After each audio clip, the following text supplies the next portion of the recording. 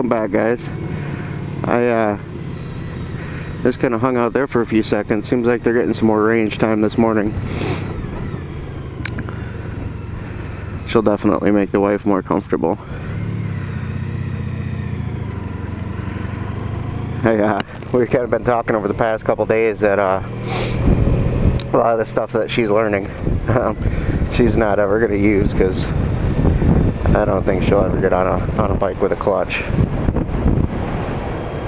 now that she's got her Spider. But yeah, I just think it's funny the differences that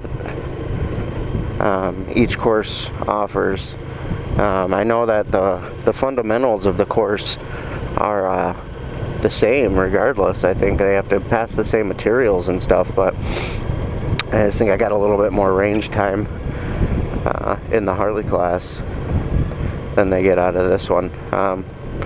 But they also had video learning and stuff before this course too that we didn't have in the Harley class. I think there was like a 3 or 4 hour video course that they had to take leading up to this class, which was way different than mine. So seems like they cover the same material, but they do it in a little bit different way, and I think that's interesting that each course is a little bit different. But what I kind of wanted to talk about this morning is the differences between manufacturers of motorcycles, and I think it's kind of different that Harley can charge whatever they want to charge for their motorcycles, and people just buy that because they're buying into a culture and a brand. And I think that's where Honda and Yamaha seriously missed the boat, I think, is in the branding and the sense of community. When you buy a Harley, they give you the membership to the HOG group, Harley's owner group, I think. And you get, I don't know, the branding for the apparel and stuff is, if you go into a Harley shop, they got a whole section on just accessories and branding, so that their name is everywhere. So when you ride a Harley, everybody knows you're riding a Harley because you're wearing Harley gear from top to bottom. And if you look at a Honda and Yamaha, yeah, you can find the gear, but I can tell you, most shops that I go into, you're kind of hard pressed finding actual branded apparel, at least the smaller shops and stuff. Some of the bigger shops have got some branded apparel, but it's a lot harder. And there was no, when I purchased this bike, there was no CTX owners club to be a part of. And as I mentioned before, there really weren't any accessories for it either. So when you buy one of these bikes, you're kind of left to searching out and finding other people that own these motorcycles or own a similar brand of motorcycles in order to join their community. And for a little bit there, while I had my Goldwing, I was part of the GWRA, Goldwing Road, GWRRA, I think is what it's called, Goldwing Road Riders Association. But I didn't have my Goldwing very long to go on one of those groups, and there's typically, if you look at it, they're segmented by the type of motorcycle that you've got, whether it be an FJR or FZ09 or Goldwing, or, you know, different types of motorcycles. I'm trying to get my helmet right here because it keeps fogging up on me. Anyway, whereas when you buy a Harley, it tends to be, you know, the entire brand, you're part of a group.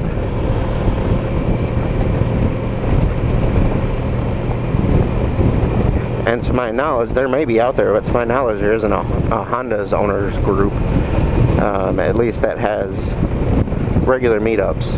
And I think that's oftentimes you see it, like I know on a nice day around here, and today is kind of miserable, but on a nice day around here, you'll just see these random little groupings of, you know, 3 or 4 Harleys. They're just all out riding together. And when you see a Honda or a Yamaha or something like that, we tend to be by ourselves, or loners. And I think that's kind of where Honda and Yamaha are missing the boat with their brands. They gotta amp up the branding a little bit, so that when you buy a Honda, you can buy into the brand and you can get a sense of community just around the brand itself, not just the specific motorcycle that you buy. Because when I bought my CTX 1300, I was the only one in this area. I mean, I got the first one that my dealer had even put together, and I was the only one in my area that even had one. So obviously there's no groups or anything when you buy one of the first bikes. So if there was a Honda owners group or something that was more prevalent in the Honda or Yamaha community, that would be, I think it would go a long ways to getting towards their branding and getting a big sense of ownership around the bike itself, as opposed to, or the brand itself, as opposed to the bike itself. Yeah, I think that kind of starts with the dealers. If you look at any of the Harley dealers, a bunch of rocks on the road there. Anyway, if you look at any of the Harley dealers, most of them are part of those clubs. So they want people to join, because that's, I don't know if they get a kickback or how that all works, but there are a few groups around here, where the Harley and Yamaha groups, that I don't know if the dealers even run any of those, and if they do, they haven't advertised it. So I think that's why Harley can charge whatever they want to charge for a motorcycle, and it doesn't really matter if it's the best built motorcycle or the most reliable motorcycle, or even better than 95% of the stuff out there, because when you buy a Harley, you buy into that community and that brand itself, and so you're going to pay a premium regardless of their prices to be part of that community.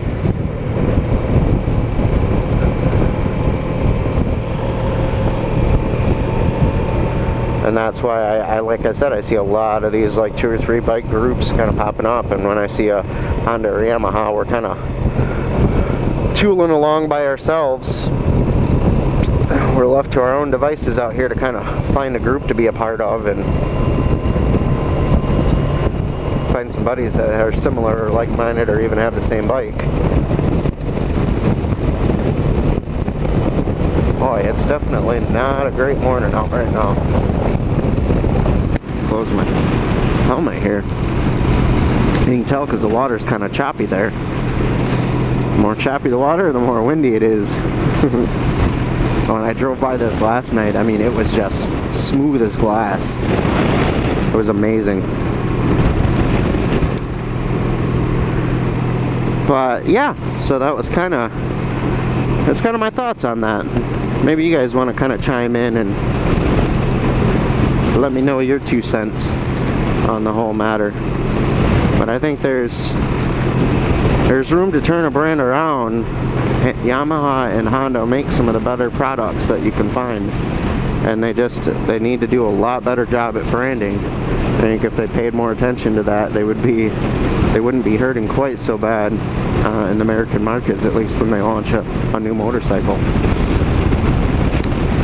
So yeah, hopefully you guys like the vlog. Please like and subscribe below. You can also reach me on my website, which is at the beginning of this, dubsrider.com, Facebook, as well as Twitter. So yeah, I'll be throwing this up here in the next couple days, and until next time, guys, ride safe.